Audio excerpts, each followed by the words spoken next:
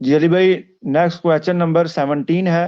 نوید بھائی UAE سے تھے، وہ پوچھتے ہیں بریلویوں نے جو چیزیں نبی صلی اللہ علیہ وآلہ وسلم کی طرف منسوب کی ہیں جو اللہ کی صفت ہیں، تو کیا وہ دماغ سے نکلتی نہیں تو ان کا وبال تو نہیں ہوگا؟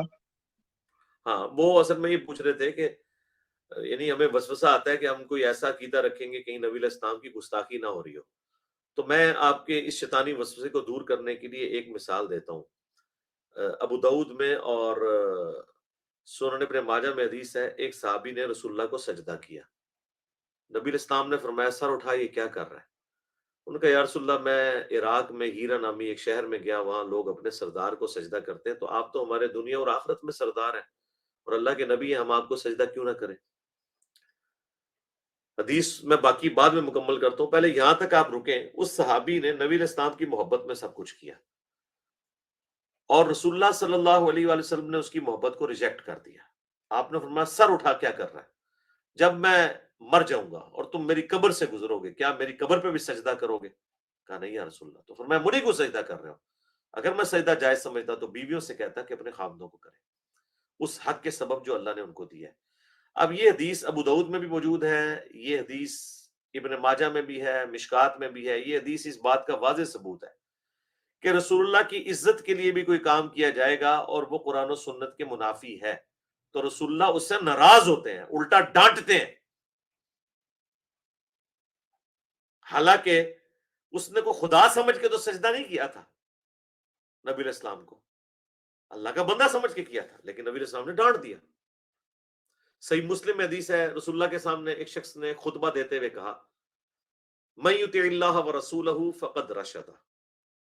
2010 نمبر حدیث ہے، صحیح مسلم میں آپ پڑھ لیں، کانوں سے دھواں نکالنے والی حدیث ہے یہ. تو آپ علیہ السلام وہ خطبہ خود سن رہے تھے اپنے صحابی کا، تو اس نے کہا من یطع اللہ ورسولہ فقد رشد، جو اللہ اور اس کے رسول کی اطاعت کرے وہ کامیاب ہوا.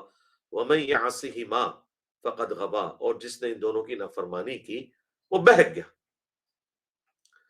دنیا میں کسی لٹریچر جاننے والے کے پاس یہ جملہ لے جائیں، اس میں کوئی لٹریچر کی خرابی نہیں ہے کہ جو اللہ اور اس کے رسول کی اطاعت کرے وہ کامیاب ہوا اور جو ان دونوں کی نافرمانی کر دے وہ ناکام ہو گیا. لیکن نبی الاسلام اس جملے کو سن کے اتنے ناراض ہوئے، آپ نے فرمایا بئس الخطیب وانت، کتنا برا خطیب ہے تو، تجھے چاہیے تھا کہ تو کہتا ومن یعص اللہ ورسولہ فقد غوا، جو اللہ اور اس کے رسول کی نافرمانی کرے وہ گمراہ ہوا. تو نے یہ کیوں کہا کہ جو ان دونوں کی کرے؟ تو نے دو کیوں کہہ دیا؟ حالانکہ وہ دو آؤٹ آف کانٹیکسٹ نہیں تھا، وہ پہلے کہہ چکا تھا جو اللہ اور اس کے رسول کی اطاعت کرے وہ کامیاب ہوا، جو ان دونوں کی نافرمانی کرے وہ ناکام ہوا.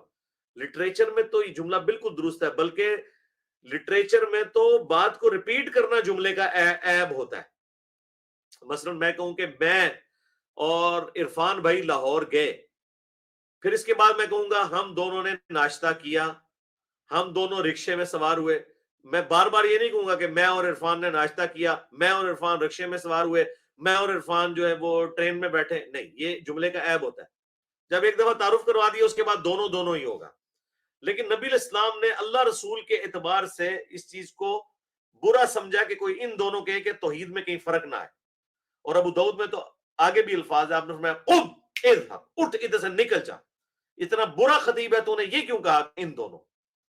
اس نے آگے سے نہیں کہا یا رسول اللہ میں آپ کو اللہ کا بندہ ہی مان رہا ہوں، مستقل بالذات مان رہا ہوں، آپ کو اللہ کی اطاعت سے مان رہا ہوں. حالانکہ وہ سب کچھ کر رہا ہوگا، اس زمانے میں تو شرک نہیں تھا رسول اللہ کے ساتھیوں میں، تو بعد میں سارے معاملات انٹر ہوئے ہیں. تو نبی علیہ السلام نے اسے ڈانٹ دیا. تو اب مجھے بتائیں جو چیزیں رسول اللہ کو ناراض کرتی ہیں، اس سے بڑھ کر حضرت عیسیٰ علیہ السلام کی جو عزت کر رہے ہیں کرسچنز، ان کو اللہ کا بیٹا کہہ رہے ہیں تو عزت کے لیے کر رہے ہیں نا، ذلیل کرنے کے لیے تو نہیں کہہ رہے نعوذ باللہ. لیکن ہم کہتے ہیں یہ کفر ہے.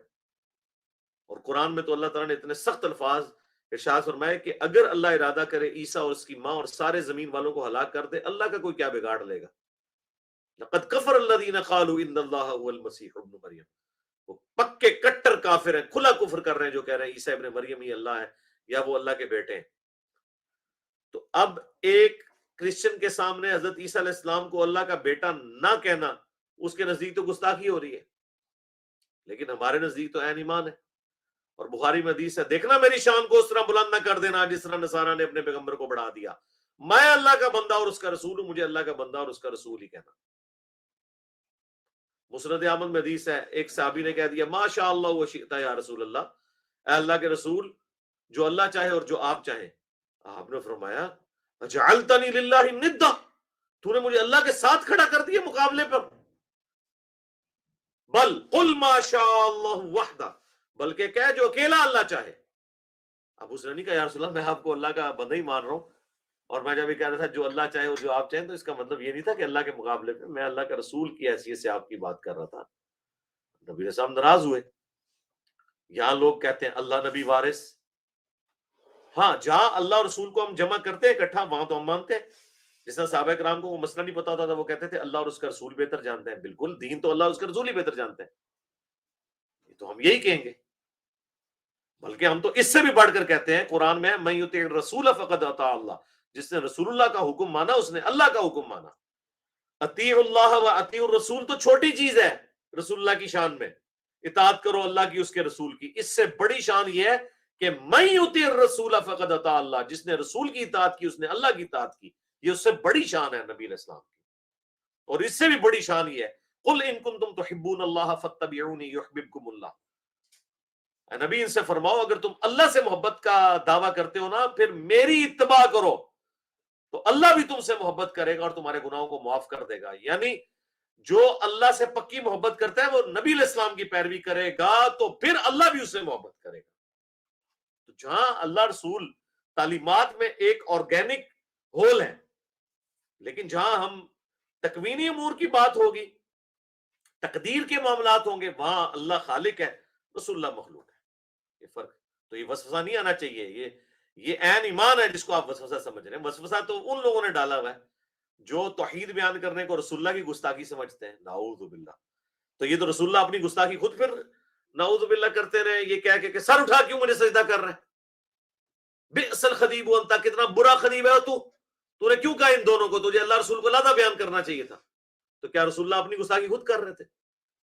یہ میں نے پھکی نہیں، آپ کو پھکا دے دیا حدیث کی روشنی میں، ٹھیک ہے۔ آپ سے مراد ہے کہ آپ کے ساتھ جو شیطان اٹیچ ہے اس کو انشاءاللہ اس کو آرام آ جائے گا۔ نیکسٹ